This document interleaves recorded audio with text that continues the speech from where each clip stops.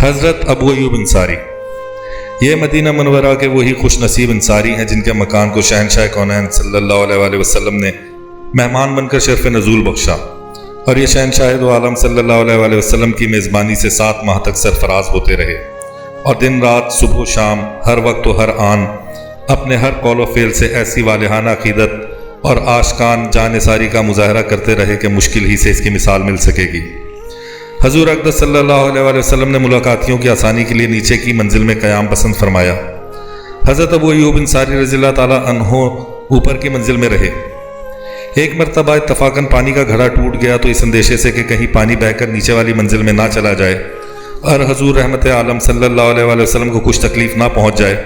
حضرت ابو ایوب انصاری رضی اللہ تعالیٰ عنہ گھبرا گئے اور سارا پانی اپنے لحاف میں جذب کر لیا۔ گھر میں بس یہی ایک رضائی تھی جو گیلی ہو گئی۔ رات بھر میاں بیوی نے سردی کھائی مگر حضور اکرم صلی اللہ علیہ وآلہ وسلم کو ذرہ بھر بھی تکلیف پہنچ جائے یہ گوارا نہیں کیا۔ غرض بے پناہ ادب و احترام اور محبت و عقیدت کے ساتھ سلطان دارین صلی اللہ علیہ وآلہ وسلم کی مہمان نوازی و میزبانی کے فرائض ادا کرتے رہے۔ حضرت ابو ایوب انصاری رضی اللہ تعالیٰ عنہ سخاوت کے ساتھ ساتھ شجاعت اور بہادری میں بھی بے حد طاق تھے۔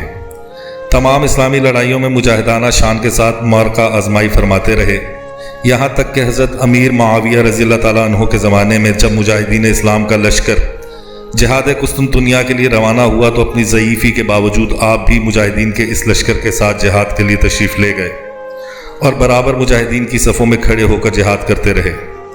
جب سخت بیمار ہو گئے اور کھڑے ہونے کی طاقت نہیں رہی تو آپ نے مجاہدین اسلام سے فرمایا کہ جب تم لوگ جنگ بندی کرو تو مجھے بھی صف میں اپنے قدموں کے پاس لٹھائے رکھو، اور جب میرا انتقال ہو جائے تو تم لوگ میری لاش کو قسطنطنیہ کے قلعے کی دیوار کے پاس دفن کرنا۔ چنانچہ 51 ہجری میں اسی جہاد کے دوران آپ کی وفات ہوئی اور اسلامی لشکر نے ان کی وصیت کے مطابق ان کو قسطنطنیہ کے قلعے کی دیوار کے پاس دفن کر دیا۔